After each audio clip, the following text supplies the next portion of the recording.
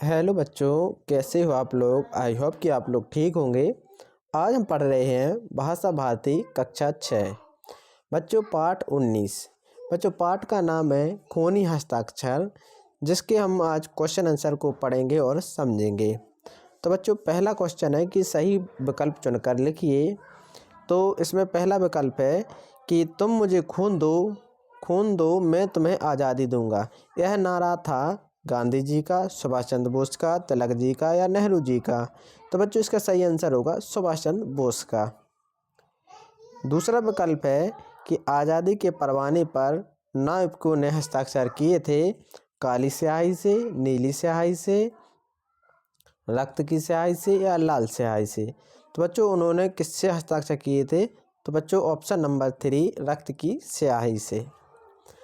अब आते हम अगले विकल्प पर। गाह विकल्प हमारा कि आज़ादी के परवाने पर हस्ताक्षर होने के बाद तारों ने देखा।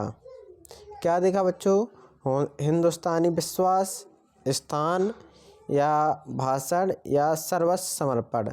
तो बच्चों तारों ने देखा हिंदुस्तानी विश्वास, ऑप्शन नंबर ए हमारा सही होगा। अब आते हैं बच्चों रिक्त स्थान पर। तो पहला खालिस्तान है कि यूं कहते कहते वक्ता की आंखों में खालिस्तान आया।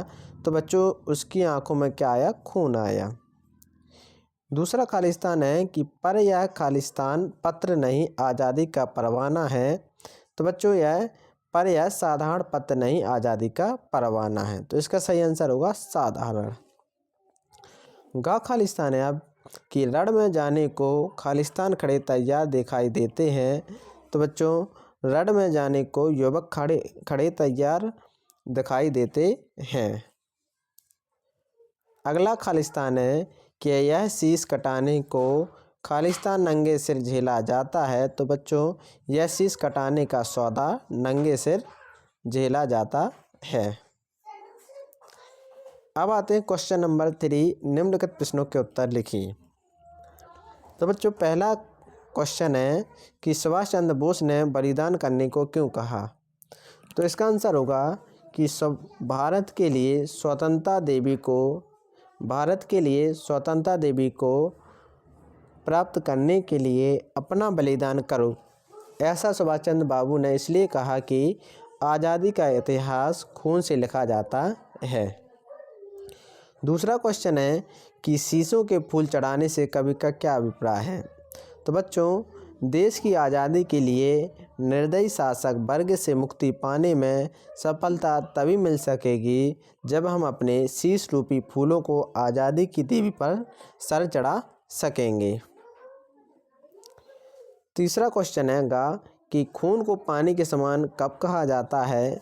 तो बच्चों जिस खून में आज़ादी प्राप्त करने के लिए जोश नहीं हो, उस जीवन में गतिशीलता ना हो, वह उस व्यक्ति का खून नहीं, वह पानी है, क्योंकि ऐसा खून देश के किसी भी काम नहीं आता है। अब क्वेश्चन नंबर है कि आज़ादी का इतिहास कैसे लिखा जाता है? तो बच्चों आज़ादी का इतिहास काली स्याही से नहीं लिखा जाता है, वह तो रक्त की लाल स्याही से लिखा जाता है, जिसमें बलिदानों का जिक्र होता है। अब है डाक क्वेश्चन कि आज़ादी का परवाना किसे कहा गया है? तो बच्चों आज़ादी का परवाना कोई साधारण कागज़ नहीं होता है। उसे भरने के लिए तन मन धन और जीवन का बलिदान एवं सर्वस्व समर्पण करना होता है, जिस पर अपने रक्त की उजली बूंदें गिरी होती हैं। अब चार क्वेश्चन है कि खूनी हस्ताक्षर से कवि का क्या आशा है? तो बच्चों खूनी हस्ताक्षर से कवि का आशा इस बात से है कि वह अपनी मातृभूमि के लिए अपना सर्वस्व न्यौछावर करने के लिए तैयार है। 6 क्वेश्चन है अब कि सुभाष चंद्र बोस के नारों का युवकों पर क्या प्रभाव पड़ा? तो बच्चों तुम मुझे खून दो मैं तुम्हें आज़ादी दूंगा और इनकलाब के नारों ने भारतीय नाविकों में भारतीय आज़ादी के लिए जोश भर दिया।